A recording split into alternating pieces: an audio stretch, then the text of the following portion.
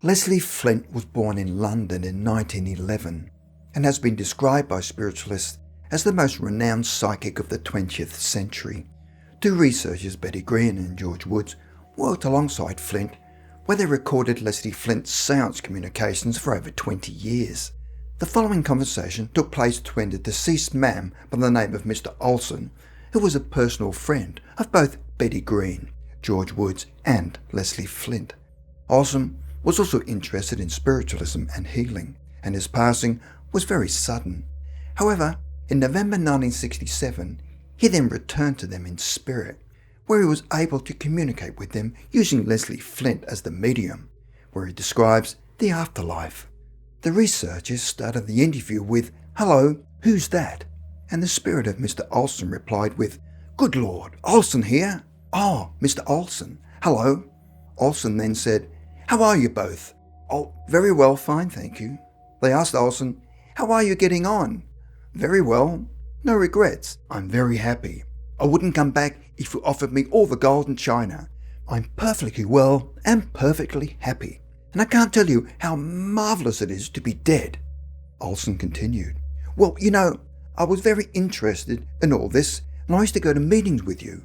But that was a few years ago. My goodness me, people should think themselves lucky the day they kicked the bucket." They then asked Ohlsen, "What sort of condition did you find yourself in? What sort of place?" Ohlsen replied, "Well, as far as I'm concerned, the place in which I found myself was, the nearest one can say, is like some country place.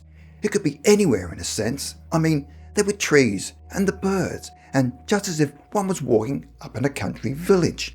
I realised that very soon afterwards, thousands and thousands of people, many, live in what you'd call apartment houses, vast buildings housing thousands of people.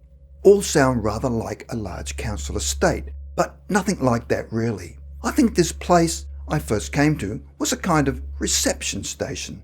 It's the only way I can put it, because it is pretty obvious that quite a lot of people, when they first come, they do need help and attention. They need to be sort of helped through. It is a difficult period. They don't take to it in the beginning.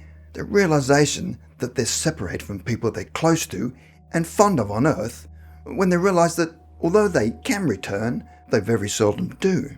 They have the opportunity to have a chat or to comfort people they know and love on earth. They soon begin to realise that they're not acknowledged and not welcomed. Of course, there's a great distress to people at first. That's why they do have these reception stations where there are advanced souls in attendance who know how to deal with these difficult cases, and in consequence, they're soon nurtured in a new way of thinking. I think the most difficult cases are those who have strong convictions, religious convictions, and a narrow outlook. Oh, we have community centres, and their children, of course, are one of the greatest joys. I've seen so many children who live with their people over here. Of course, many of them, their parents are still on earth, but they're taken in charge by people related to them, like a grandmother and so on. But if there is no close tolerant relationship, there are always souls here who'll take charge. And we have schools for them, and they learn all sorts of things, many of them more important than they learned at school on earth. Do you know that there are vast cities here?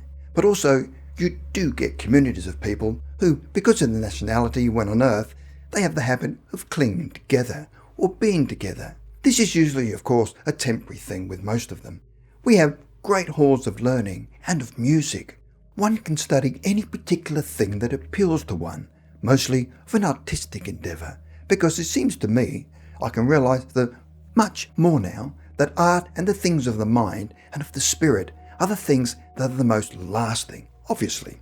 You see, this is a real world, but it's not a material world. Therefore, we don't have the material aspects like you do on earth. You don't get factories, for instance. You don't get railways and stations. And thank God, you don't get all the noise, the filth and the dirt. Here, it is a world of absolute beauty. And there's the joy of progress in everything. The feeling of elation that comes with the realization that all the time you're stepping forward. There's always something new, something more interesting, some new experience, some new place to go, new people to visit, fresh arrivals come over from Earth, people we have known and loved, helping them to settle, getting them interested in all sorts of things over here. It's not a wishy-washy affair over here. It's not some sort of vague thing. It's a real existence, and we are in our own way as physical as you are. Yet, it's not a physical body as you have it. To all outward appearance, it may look the same, but it isn't. The construction is different. I mean, we are living on a vibration that is so far removed from Earth, and everything is rarefied in consequence, and everything that we do has a meaning and a purpose. Your world, to me, seems, well, it is as if there's a dark, dreary, foggy atmosphere. Of course, the thought forces emanating from your world, en masse, are so terrible. There's all this upset, hatred, bitterness, and malice. I wouldn't want to come back to it. This is a world of mental reality, which, by the very power that generates it, creates what you might call a physical condition or picturization of things. The more one sort of develops mentally and spiritually here, the more conscious and aware you become of other places, vistas, and people. It's just a matter of tapping the source and becoming, as it were, tuned into it. The researchers then asked Mr. Ohlson, "How do you spend your time now?" And he responds with, "Time? Time? Well, we're not conscious of time. Time does not mean anything to us. But coming back to you, we're conscious of time to some extent. People say, oh well, I'm sure so-and-so will come back and speak because it's his birthday. Well, we couldn't care less in a sense about birthdays. In fact, we probably wouldn't even remember it was our birthday if it were not for the fact that we pick up on the idea or the thought from the consciousness of the individual near and dear to us on Earth."